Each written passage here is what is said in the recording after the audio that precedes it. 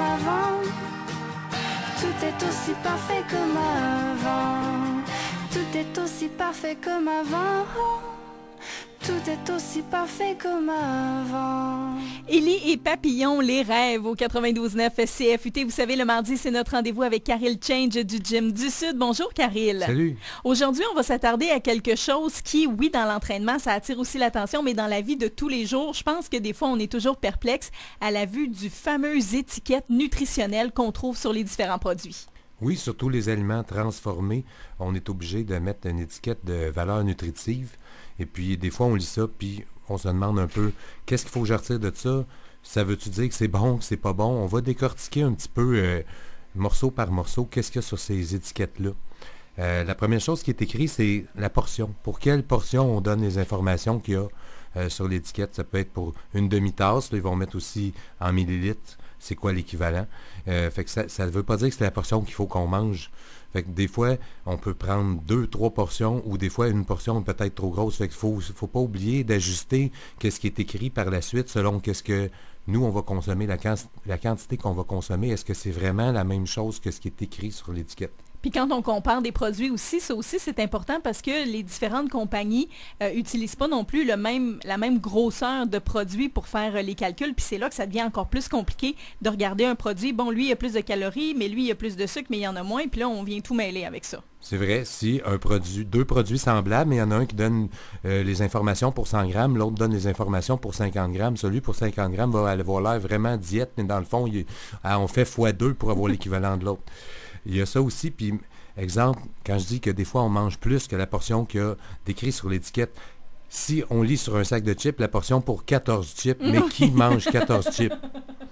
Puis est-ce qu'ils sont tous de la même grosseur, les chips? Là, il faut regarder en grammes, 35 grammes de chips, je peux vous dire que 35 grammes de chips, c'est pas beaucoup, on reste sur notre faim. Fait que des fois, si on peut se laisser induire en erreur par ces étiquettes-là. Mais il y a un effet, par exemple, tu parles de chips, puis je trouve ça drôle, parce que moi, quand je les regarde, par exemple, pour les chips ou les biscuits ou peu importe, puis là, on voit le nombre de calories par 2 biscuits, par 3 biscuits, là, tu dis, OK, je vais vraiment manger juste un ou juste la quantité qui est marquée, parce que sinon, on commence à se sentir vraiment coupable. Oui, ils ne marquent pas la quantité de calories pour une demi-rangée, là. On n'ose pas faire ça. Non. Vraiment pas. Les étiquettes renferment énormément d'informations, les ingrédients, le nombre de calories par portion, le nombre de calories qu'on devrait consommer par jour. Puis là, on vient vraiment tout mêler avec ça. Oui, on va commencer par reparler encore des calories. C'est quoi exactement les calories? Souvent, je pense que c'est calculé en kilojoules, mais maintenant, ils marquent juste calories, le nombre de calories. Fait que les calories, c'est juste la quantité d'énergie qu'un aliment peut nous apporter. Dans le fond, c'est comme des BTU un peu dans un barbecue. Quand on brûle ce qu'on a mangé, comment d'énergie ça dégage. Fait que c'est pas ça contient tant de calories, c'est que ça dégage tant de calories de façon énergétique. Fait que dans le fond, c'est une valeur qui est mal comprise, puis c'est pas nécessairement mauvais des fois de manger, exemple, des noix qui contiennent beaucoup plus de calories versus une barre de chocolat qui a beaucoup moins de calories par gramme et qui va pas nécessairement faire la même chose dans le corps.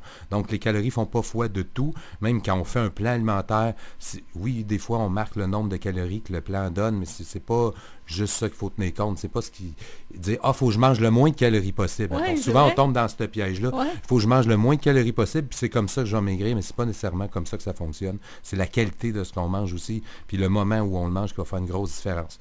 Puis justement, ça m'amène à parler des fameux gras, glucides et protéines. C'est dans cet ordre-là qui sont sur les étiquettes. Les gras apportent 9 calories par gramme. Fait que c'est normal que 5 grammes de gras va donner beaucoup plus de calories que 5 grammes de glucides ou de protéines parce que 1 gramme de glucides ou de protéines donne 4 calories. Donc, c'est moins dense au niveau énergétique. Aussi, ensuite, il y a le cholestérol sur les étiquettes, le sodium. On va revenir à ça. Mais pour les gras aussi, c'est séparé. Gras saturés, gras trans. Ouais. Les gras saturés en premier, ça fait peur. Souvent, on me parle, je donne beaucoup d'huile de coco dans mes plans alimentaires. C'est un gras que j'aime beaucoup utiliser. Et c'est du gras saturé, l'huile de coco, majoritairement. Les gens ont peur. Ah, c'est saturé, c'est mauvais pour les artères. C'est pas parce que c'est saturé que c'est mauvais pour les artères. Un gras saturé, c'est un type de gras et puis ça peut être Si ça peut être très bon dans le corps. C'est pas nécessairement automatiquement je mange des gras saturés puis ça fait monter mon mauvais cholestérol. Parce que je peux vous dire, j'ai de la clientèle qui ont passé des tests de cholestérol, mais dans le fond, le rapport bon gras, mauvais gras, on avait dit le LDL, le HDL. Le LDL, c'est le mauvais gras qu'on pourrait dire, parce que c'est L pour lait. Moi, c'est ma façon de m'en souvenir. Ce gras-là, il est laid, il n'est pas bon. Le gras HDL commence par H, il est hot, il est bon.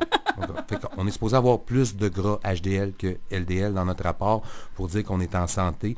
Et puis, ma clientèle, ils mangent beaucoup d'œufs entiers, donc du jaune d'œuf qui contient du cholestérol. Ils font cuire dans l'huile de coco qui contient du cholestérol. Ils passent des tests. Des fois, ils en faisaient un peu du cholestérol selon la médecine avant de commencer avec moi. Ensuite, ils font des tests 6 mois, 1 an après, puis ils n'en ont plus. Fait que ça veut dire que c'est pas mauvais. Il ne faut pas automatiquement faire qu'on n'est pas en santé et qu'on n'a pas un bon profil lipidique parce qu'on mange des gras saturés.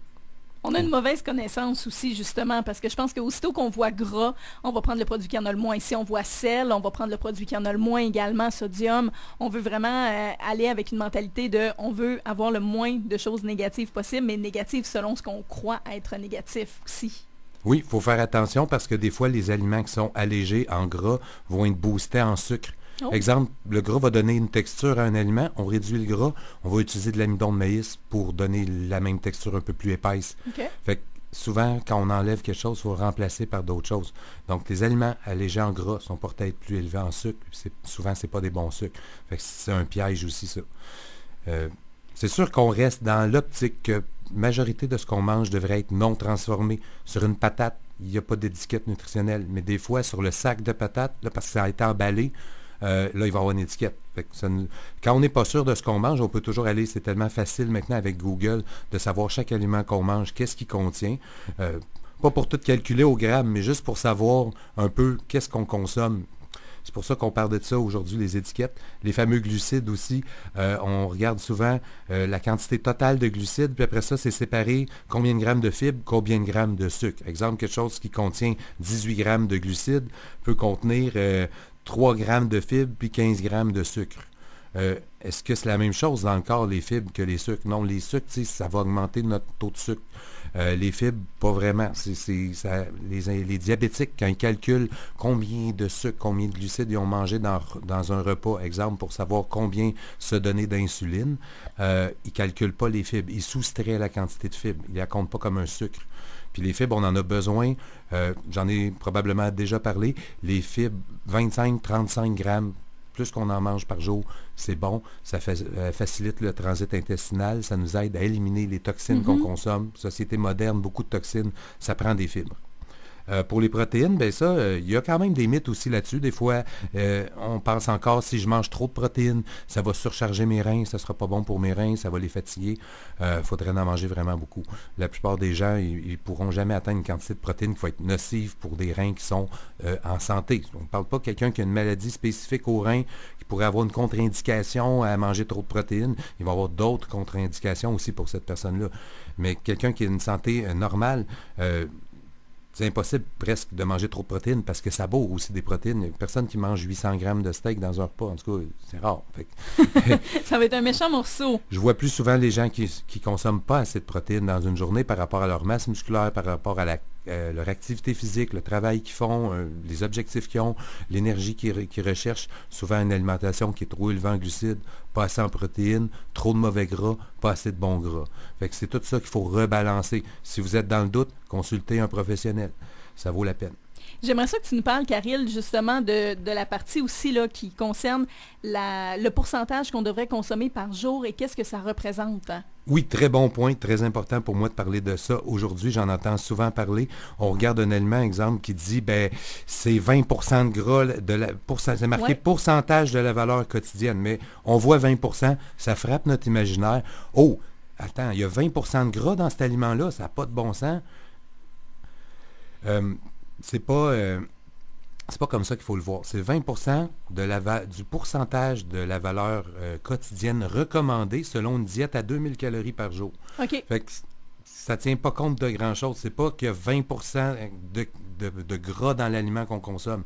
Peut-être que c'est 3%, mais que la quantité qu'une portion donne représente 20% que ce qu'on recommande de gras. Mais les recommandations viennent de qui?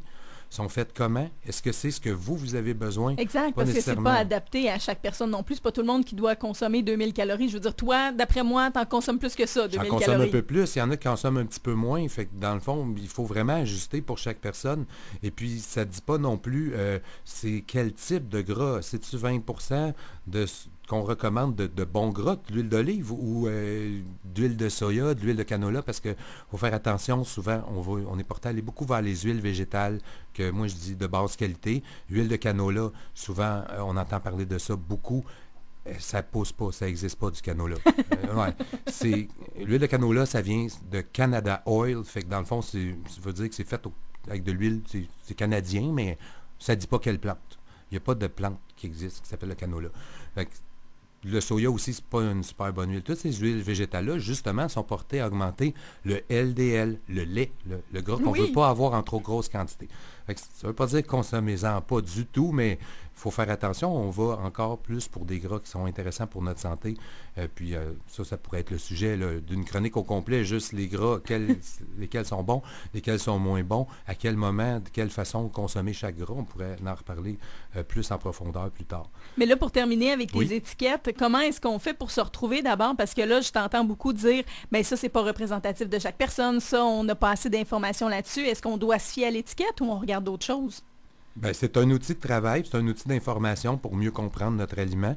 Mais ce qui va compter aussi, c'est que c'est un aliment transformé. Donc souvent, il n'y a pas juste un ingrédient, il y a une liste d'ingrédients.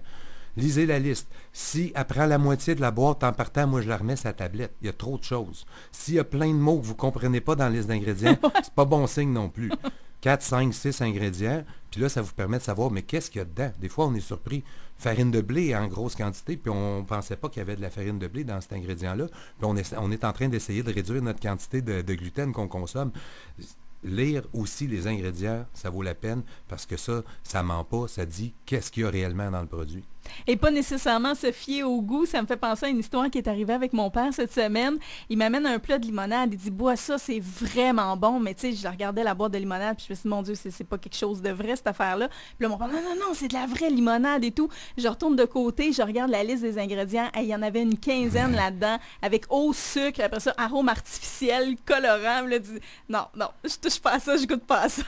Quand ça commence par sucre, puis colorant, puis toutes des choses artificielles, puis des codes, puis des mots avec des polysorbates de patati patata, c'est sûr que c'est peut-être bon de le mettre de côté puis d'y aller avec des aliments le moins transformés possible. Ouais. Est-ce qu'il y a un aliment comme ça qu'on devrait absolument couper de notre alimentation? En as-tu un en tête que tu dis, celui-là, là, si tu vois ça dans les ingrédients, là, sauve-toi à la course? Les gras trans.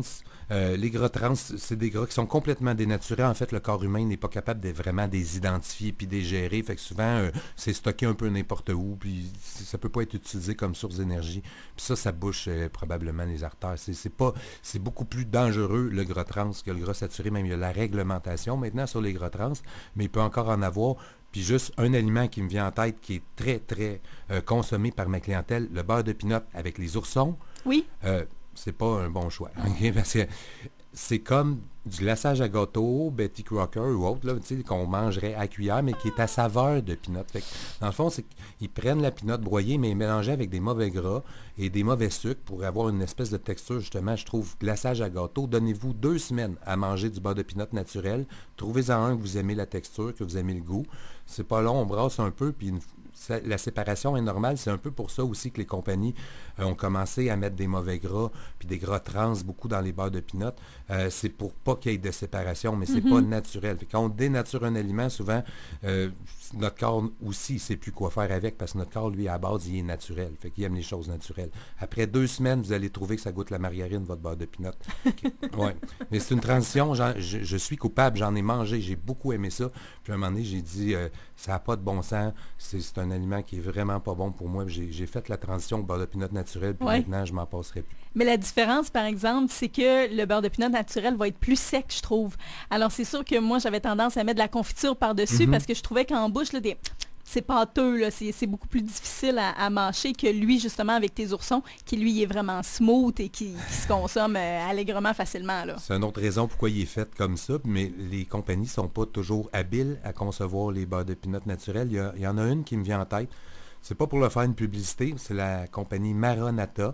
Ils font un beurre de pinot qui est beaucoup plus liquide, beaucoup plus crémeux. Pour les gens qui n'aiment pas ça quand ça colle en bouche, c'est celui-là que je recommande. Ah bon, ben c'est parfait. Puis les personnes qui ont des questions, qui veulent avoir des questions sur l'entraînement, qui veulent s'abonner au gym, sont toujours invitées à venir te rencontrer.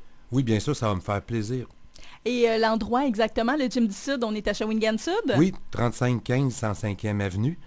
Fait qu'on est les heures d'accueil de 16h à 20h du lundi au vendredi et la fin de semaine, on met ça un peu plus tôt, 10h le matin jusqu'à 2h l'après-midi. La porte est débarrée et il y a quelqu'un à l'accueil pour vous répondre. Sinon, vous pouvez me contacter en tout temps pour céduler un rendez-vous avec moi. Bien, je te remercie beaucoup, Karil, et on se donne rendez-vous mardi prochain. Merci, bonne semaine. Merci, bye-bye. Et on poursuit immédiatement en musique avec Bette Cossette et on se retrouve dans quelques minutes pour parler météo également.